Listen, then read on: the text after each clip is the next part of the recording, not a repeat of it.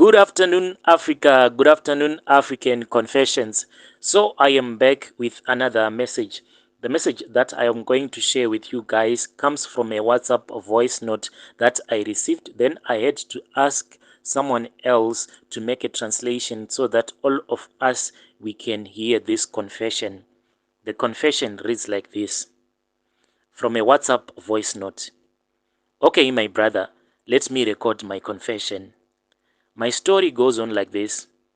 This snake, it was not me who went out to visit a ritualist, but it was my father. Yes, my father was the one who went out and made a deal with the devil. As for my father, apart from being a ritualist, he was such a good builder. He was quite a handyman. There was nothing that my father could not fix or repair. When he spoke with me, my father told me that he only went to see this Chichewa-speaking man after he had started working for this other white man who owned a construction company.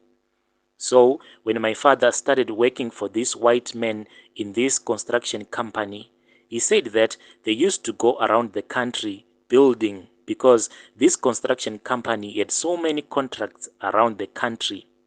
They used to build houses in mining areas. Those houses that they were building, they would build them for the miners that worked for those mining companies. They would build schools and also clinics and hospitals. In no time, my father was then promoted, and in that company, he became the head of the building department. When my father became the head of the department, he was given a company car, and also he was responsible for making sure that each and every team of builders were picked up and dropped off at different construction sites. When this promotion happened, it created so much tension between my father and his co-workers. Then my father became so sick. Black magic had been used on him. But with the grace of God, he recovered and he went back to work. When my father went back to work, my father was just fired by his boss for no particular reason. In seeking revenge, my father then went to this Chichewa-speaking man, and when he went there, he was given a very small branch of a tree. This small branch, he said that if you were to touch it, it was so slippery and it was all green in color. As for my father, I don't know if he lied to me, because when he told me his own side of the story, he said to me that that Chichewa-speaking man had told him that that branch of that tree was only there for his protection, nothing else. But on my side, when I tried to go and to dump this snake that my father had given me in the river, it became so angry, so much angry that it wanted to kill the person who was trying to assist me. The snake spoke with this Sangoma and asked, "Who has given you the strength to command me to leave this man? When I made a covenant with his father, where were you? Were you there? I will only follow your command if you pay me first for all these years that I have brought so much wealth for the father of this boy." But that Sangoma that I was with at that river then tried to fight with the snake, but it beat him. Lucky enough for that Sangoma, the snake's poison did not kill him. He only got sick.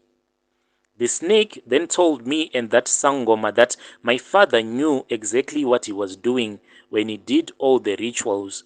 No one had cheated him and no one had lied to him. The snake then said that my father had been given an oath that if he were to break that oath, then that small branch of a tree that he had been given would then transform and become a snake. So after my father had broken his oath, that small tree branch transformed and became a snake. The snake then said that before it had transformed into becoming a snake, it brought so much wealth to my father. But when my father broke his oath, the tree branch became a snake which required human blood or the blood of a cow and the blood of a goat.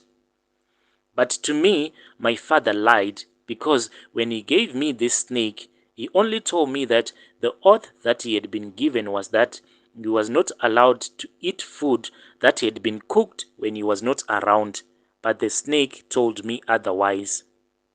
The oath that my father was given was a two-way oath. If he could not sacrifice any of his relatives in time, he was then supposed to sacrifice a cow and a goat. So growing up in our family, at our family house, it was normal. It was normal that relatives would come each and every year to attend the parties that my father would host. But none of our relatives knew that this was all a ritual that was being performed by my father. So at these family gatherings that my father used to host each and every year, what he will do is that after all of our relatives had returned back to their homes, my father will then pick up all of the leftovers, especially the bones that were left over from the cow and the goat that had been slaughtered by my father. Then my father would wake me up at night and we would go and dig a hole in the middle of the kraal and we would bury those bones there. The snake then said to me that my father later repented and started going to church. Then the snake left our house and stayed in the mountains. But it said that it would return back to our house here and there to lay its eggs. But it said that it would lay those eggs in the womb of any girl that was a relative of my father. And as for the men in our family, this snake said that it would have sexual intercourse with them. When my father became so sick, that was when he told me that he was a ritualist. The snake then told me that my father had broken another oath when he had sent that snake to do revenge for him. The snake said that that was the first time that it had tasted blood, and once it had tasted blood, it wanted more, and my father could not provide enough blood for it. This snake vomits money, Brother Nashi, but an entire generation has suffered because of this snake. Our family is rich, but we have suffered so much. The women in our family can't have children. They can't get married. The men in our family can't perform in bed.